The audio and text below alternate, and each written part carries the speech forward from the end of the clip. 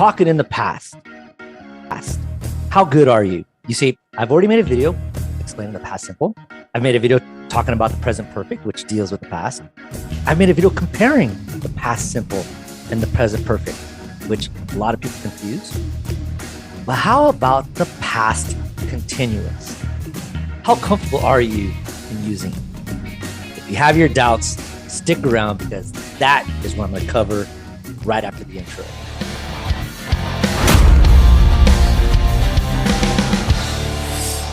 Yeah, baby, yeah. Hey guys, how's it going? Mr. Finn back once again to help you out with some English. And in this video, I want to get into the past continuous. Now, talking in the past continuous, you often are going to do this together with the simple past. Why? Well, because the simple past is used to talk about a specific moment in the past. And in the past continuous, you're going to be saying that something was in progress at that time in the past. Let me give you an example right here. Yesterday, Karen and Jim played tennis. They started at 10 a.m. and they finished at 11:30. So at 10:30 yesterday, they were playing tennis.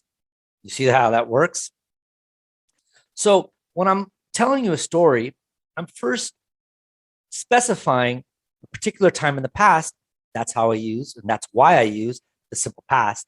And then at that time, something was in progress. What was in progress? They were playing tennis. They were playing tennis at 10:30. They were in the middle of playing tennis. They had not finished yet. Does that make sense? So something important to realize and to remember when you're dealing with the continuous tense. Anytime you're dealing with the continuous, you have the verb to be, that's the auxiliary, and you have the main verb with the ing. So just like the present continuous, right? You have the verb to be, I am doing, you are doing, he, she, it is doing. And for the past continuous, it's the same thing. I was doing, he, she was doing, and you were doing. Or like the example with Karen and Jim, they were doing. You see? So take a look at this timeline here. All right. You have a starting time, right? I started doing something. I started doing something. Okay. And then I was doing something. And then it finishes here. I finished doing something. Right? So I was in the middle of doing something at a certain time in the past. That's how you use the past continuous. So let's compare the past continuous with the simple past. Past continuous. I was walking home when I met Dan. Simple past. I walked home after the party last night. Well, how about this one? My children were watching TV when I came home last night. Or my children watched a lot of TV while I was at work. Okay.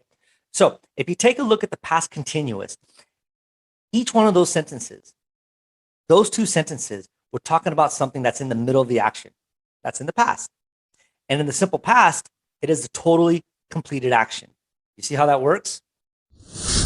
So as I've already said, and as you could see in the examples that I've given, that we very often use the past simple and the past continuous together in the same sentence. So as I've already mentioned, and as you could see in the examples that I've given, we often use the simple past and the past continuous together in the same sentence to say that something happened in the middle of something else, right? So take a look at these examples here. Matt called while we were having dinner. Or it was raining when I got up this morning. Hey, I saw you yesterday at the park. You were sitting on the grass reading a book. Or I hurt my back this morning when I was working on the car. Okay. So in those examples, we're illustrating using the simple past, identifying a specific moment in the past, and at that time, something was in progress. Now, the simple past is used when you're talking about one thing happening after another, okay? And with a completed action, right? So I was walking along the road when I saw a good friend of mine. So I stopped and we had a chat. See how that works? Now, one last thing you need to understand is that there are certain verbs that you will never use in the continuous tense. I had mentioned this when I did the video, present simple versus present continuous. I'll put a card here to check it out. But these verbs are non-action verbs, what we call stative verbs. Verbs like have, know, want, need, things like that. These verbs will always be in the simple past.